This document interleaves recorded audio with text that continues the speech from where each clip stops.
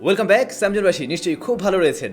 পুরনো স্টুডিওতে নতুন রূপে মানে আমাদের নতুন স্টুডিওতে ঠিক আগের সেটআপটাও রেখেছি যাতে করে আপনারা আগের সেটআপের ফিলটাও পান। তো নিশ্চয়ই আপনারা খুব ভালো রয়েছেন। আজকে টেকনোলজির শুরুতে আমরা টেকনোর একটা নিউজ দিয়ে শুরু করছি। টেকনো পোভা 2 নামে একটি স্মার্টফোন ইন্ডিয়ার বাজারে লঞ্চ হয়েছে এবং এটার ব্যাপারে আপনাদের জানার আগ্রহ অনেক আমি দেখেছি, কারণ অনেকে এই ফোনটা নিয়ে অনেক সময় কমেন্টস করে আসছেন এই স্মার্টফোনটা দেশের বাজারে লঞ্চ হবে কিনা। টেকনোর সাথে আমার মাঝে মাঝে কথা হয়, তো আসলে এই স্মার্টফোনটা দেশের বাজারে লঞ্চ হবে কিনা সে ব্যাপারে তারাও কোনো কিছুই ক্লিয়ার করতে পারেনি এবং যতটুকু জানি এ মাসে এই স্মার্টফোনটা লঞ্চ হয়তো হচ্ছে না, হলে পরবর্তীতে হলেও হতে পারে। এই স্মার্টফোনটা ইন্ডিয়ার বাজারে সবচাইতে কম দামি ৭,০০০ মিলিঅ্যাম্পারের ব্যাটারিযুক্ত স্মার্টফোন। ইন্ডিয়াতে এই স্মার্টফোনের মূল্য হলো ১০,৪৯৯ রুপি, বেশ কম দামি বলা যায়। এই স্মার্টফোনে রয়েছে একটি HD+ রেজুলেশনের ডিসপ্লে, যা কিনা 6.99 ইঞ্চ, মানে 7 ইঞ্চ, অলমোস্ট একটা ট্যাবের সাইজ। বিশাল বড় মোবাইল ফোন। ৭,০০০ মিলিঅ্যাম্পারের ব্যাটারি রয়েছে, আগেই বলছিলাম। মিডিয়াটেক হেলিও G85 SoC রয়েছে এখানে, যেটা এরকম বাজেটে অবশ্যই গেমিংয়ের জন্য ভালো কিছু। তারপরে এর রেয়ারে থাকছে 48 মেগাপিক্সেলের ক্যামেরা, আরও 3টি সেন্সর রয়েছে 222। একটি 8 থাকলে বিষয়টা আরও জমতে পারতো, এবং এর ফ্রন্টে থাকছে 8 মেগাপিক্সেলের একটি ক্যামেরা। আর হ্যাঁ, ওই ৭,০০০ মিলিঅ্যাম্পার ব্যাটারির সাথে 18 ওয়াটের কিন্তু একটা চার্জার রয়েছে। তো আমার যেমন হয় 18 ওয়াটের চার্জার দিয়ে ৭,০০০ মিলিঅ্যাম্পারের ব্যাটারিকে চার্জ করতে 4 ঘন্টা কাছাকাছি লেগেই যাবে। বিভিন্ন সময় হয়তো আপনারা শুনেছেন Mi Mix 4 নামে একটি স্মার্টফোন Xiaomi নিয়ে আসছে এবং ওই স্মার্টফোনের ডিসপ্লের তলায় থাকবে camera. Under display camera phone হতে যাচ্ছে ওই স্মার্টফোনটি। বাট এগুলো কিন্তু আমরা লিক্স থেকে জেনেছি, কিন্তু সরাসরি Xiaomi নিজে কখনো এমন কিছু ক্লিয়ার করেনি।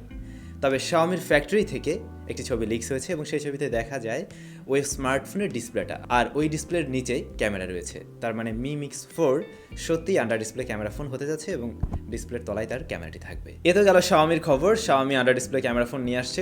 Oppo ঠিক সেম টেকনোলজি দিয়ে হাঁটছে, তাদেরও একটি স্মার্টফোন হয়তো খুব শীঘ্রই আসবে, যেটারও ডিসপ্লের তলায় থাকবে ক্যামেরা। এমন কিছু লিক্স বেরিয়েছে Oppo সম্বন্ধে।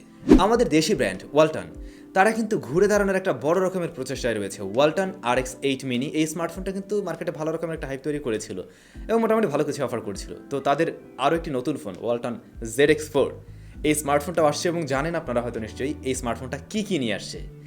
ওয়ালটনের তরফ থেকে এটা আমি বলবো একটা বিগ জাম্প অবশ্যই, তবে দামটা একটা সুন্দর দামে আসলেই হলো। এই মোবাইল ফোনের যে বিশেষ কিছু আকর্ষণীয় দিক রয়েছে সেগুলো যদি আমরা একটু ধরি, আমার প্রথমে যে ব্যাপারটা ভালো লেগেছে, এই স্মার্টফোনের যে বডি ফ্রেমটা সেটা কিন্তু মেটালিক বা অ্যালুমিনিয়ামের তৈরি। এটা খুবই ইন্টারেস্টিং একটা বিষয় ছিল। তারপরে এই মোবাইল ফোনের যে processor section, MediaTek Helio Z95 SoC। MediaTek Helio Z95 SoC দিয়ে কিন্তু আমরা আরও বেশ কিছু ভালো ভালো ব্র্যান্ডের স্মার্টফোন আসতে দেখেছি এবং সেগুলো মোটামুটি বেশ পাওয়ারফুল, আপনারা জানেন। তারপরে এই মোবাইল ফোনের ক্যামেরা সেকশনে সেখানে কিন্তু 64 মেগাপিক্সেলের মেইন শুটার রয়েছে, যেটা কিন্তু সনির সেন্সর IMX682 সেন্সর রয়েছে সেখানে, এবং এই স্মার্টফোনের ফ্রন্টে থাকছে 32 মেগাপিক্সেলের ক্যামেরা। এতে থাকবে 4000 মিলিঅ্যাম্পারের ব্যাটারি, 18 ওয়াটের ফাস্ট চার্জিং সিস্টেম। 4000 মিলিঅ্যাম্পারের ব্যাটারিটা আসলেই তুলনামূলকভাবে ছোট মনে হয়, এটা আর একটু বেশি থাকা উচিত ছিল। অ্যাটলিস্ট 5000 মিলিঅ্যাম্পারের ব্যাটারি থাকলে পরে খুব দারুণ হতে পারতো, মানে টোটাল যা রয়েছে তার সাথে এটা আর কি যায়।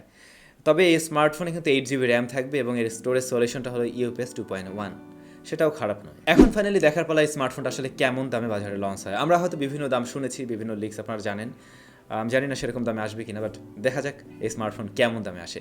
ওয়ালটন ব্র্যান্ড সেই হিসাবে চিন্তা না করে আসলে যা অফার করছে সেই দিক বিবেচনায় আপনার কাছে কি মনে হয় এই স্মার্টফোনটা কেমন দামে আসতে পারে বা কেমন দামে আসা উচিত? ভাই লোক, আপনারা জানেন কিছুদিন পর পর ভিভো খুব ইন্টারেস্টিং বিভিন্ন রকমের প্যাটার্নগুলো শেয়ার করে। তো রিসেন্টলি তারা আরেকটি প্যাটার্ন শেয়ার করেছে, সেখানে আমরা দেখতে পাই যে এই স্মার্টফোনে পপ আপ ক্যামেরা সিস্টেম থাকবে, তবে সেটা হবে super zoom pop up camera. মানে হলো ওই পপ আপ মেকানিজমের মাধ্যমে তারা জুমের কাজটি করবে এবং সেই ক্ষেত্রে সুপার জুম পাওয়া সম্ভব।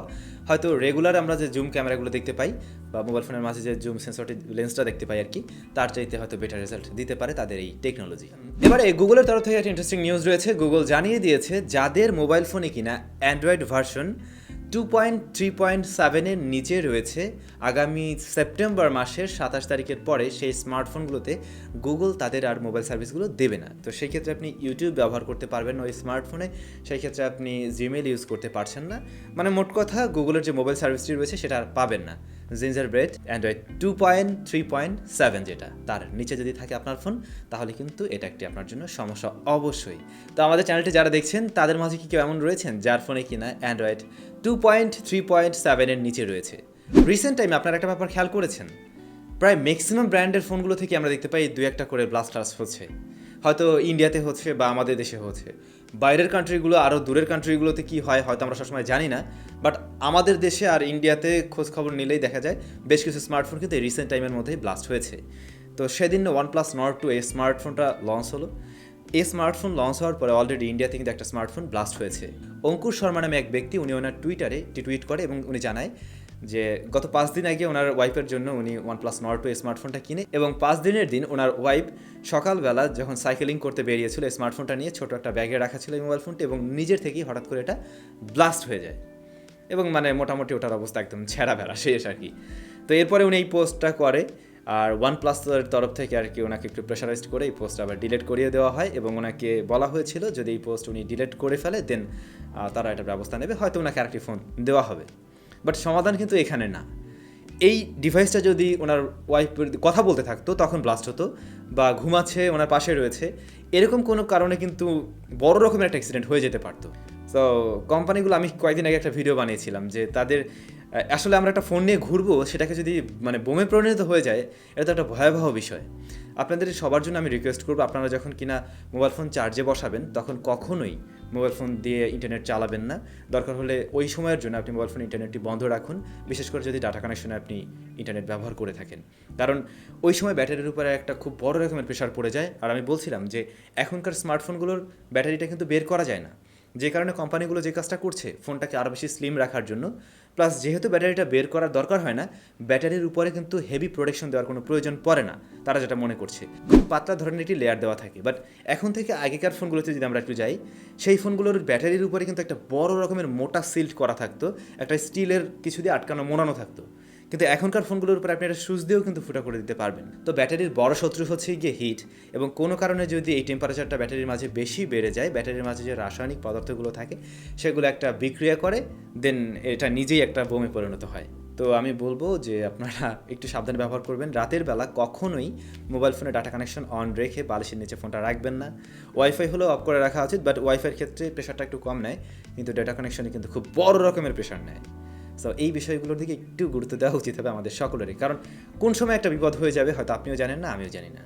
তো ভাই ব্রাদার, এই ছিল আমাদের আজকের টেক নিউজ। আমরা সরাসরি চলে যাবো লাস্ট ভিডিওর কমেন্ট সেকশনে। এমডি হালিম ভাই লিখেছেন, ভাইয়া টেকনো ফ্যান্টম এক্স নিয়ে একটি রিভিউ দেন প্লিজ। ভাইয়া এই ফোনটা দেশের বাজারে আসেনি, আমরা পেলে অবশ্যই একটি রিভিউ দিয়ে দেবো। এমডি হেলাল হোসেন, স্যাম ভাই রিয়েলমি C25s এবং ইনফিনিক্স হট 10s-এর মধ্যে একটি ভিডিও বানান প্লিজ। এই রিকোয়েস্টটা আমি প্রায় সময় লক্ষ্য করছি। আজকের ভিডিওতে একটু আপনারা কমেন্টস করে জানান আসলে কি এরকম ভিডিও আপনাদের দরকার আছে কিনা। যদি বেশি সংখ্যক এমন জানান তাহলে না হয় একটা ভিডিও দেওয়া যেতে পারে। এমডি তাহমিদ, আপনার DIY চ্যানেলে যে টুলস যন্ত্রপাতি দিয়ে কাজ করেন এবং ওই রুমের একটা ভিডিও চাই। ওকে, আমি সেরকম একটা ভিডিও আপনাদের জন্য নিয়ে আসবো। ওই চ্যানেলে তো অনেকদিন ভিডিওই দেওয়া হয় না, তবে খুব শীঘ্রই আপনারা ভিডিও পাবেন, আর মাত্র 2-4 দিনের মধ্যে আপনারা হয়তো ভিডিও পেয়ে যাবেন। শিমুল ভাই লিখেছেন, ভ্রু কাটা ঠিক না, মানে আমার এই ভ্রুটা কাটা আছে, আসলে এটা কাটা না, এটা সেলাইয়ের দাগ। আমি পরে গিয়ে অ্যাক্সিডেন্ট করেছিলাম। আমার এই চ্যানেলের মনে হয় অন্তত 20-25টা ভিডিওতে আমি এটা বলেছি। তো অনেকেই যারা জানেন না, নতুন দেখেন, তারা অনেকে একটু মাইন্ডেও নেয় বিষয়টা যে স্যাম ভাই এটা কেমন একটা স্টাইল করলো ভুরু টুরু কাইটা। মোটেই কিন্তু বিষয়টা এমন না। আমি ছোটোবেলা পড়ে গিয়েছিলাম ইটের উপরে, এবং তখন এখানে ফেটে যায়, দেন সেলাই করা হয়, আর ওটা যায়নি। তো এখন এমন আর কি, এটা ঠিক করতে হলে প্লাস্টার সার্জারি করতে হবে, এত টাকা আবার আমার নেই। তো সবাই ভালো থাকুন, সুস্থ থাকুন, দেখা হবে আমাদের আর একটি নতুন ভিডিওতে।